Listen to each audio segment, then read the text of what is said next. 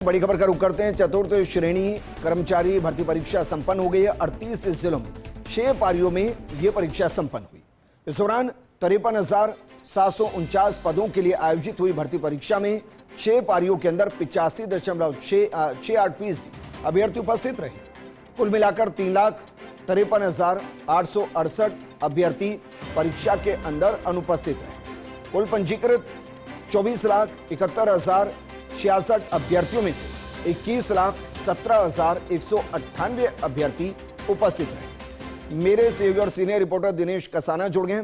दिनेश जी, इसको एक सफलतम परीक्षा कह सकते हैं क्योंकि एक लंबे वक्त के बाद इतनी बड़ी परीक्षा बिना विवादों के संपन्न हुई है। बिल्कुल, देखिए विजेंद्र जी, निश्चित तौर पर एक संपन्न हुई है चतुर्थ श्रेणी कर्मचारी भर्ती परीक्षा, जो 6 पारियों में आयोजित हुई है और 3 दिन इस परीक्षा का लगातार आयोजन हुआ है। प्रतिदिन 2 पारियों में परीक्षा आयोजित हुई है और पूर्णतः शांतिपूर्ण तरीके से परीक्षा संपन्न हो गई है। कुछ जगहों पर जरूर डमी अभ्यर्थी पकड़े गए हैं जिन पर बोर्ड की ओर से कार्रवाई की जा रही है। इसके अलावा उपस्थिति का आंकड़ा भी काफी बेहतर रहा है। कुल 6 पारियों में चतुर्थ श्रेणी कर्मचारी भर्ती परीक्षा हुई, जिसमें 85.68% अभ्यर्थी उपस्थित रहे हैं। यानी कुल पंजीकृत 24,71,066 अभ्यर्थी थे, जिनमें से 21,17,198 अभ्यर्थियों ने इस परीक्षा में भाग लिया है। 3,53,868 अभ्यर्थी जो अनुपस्थित रहे हैं।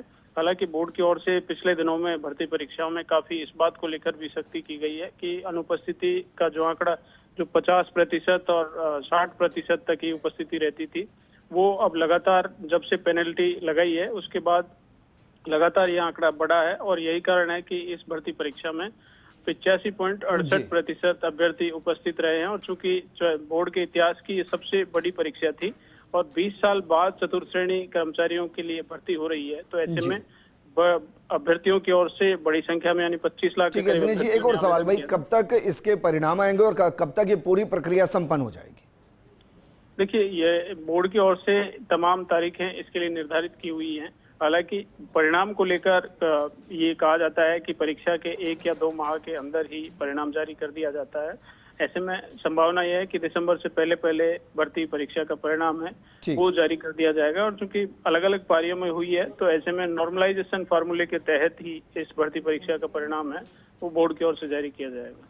ठीक है दिनेश जी, शुक्रिया तमाम जानकारी हमारे साथ साझा करने के लिए।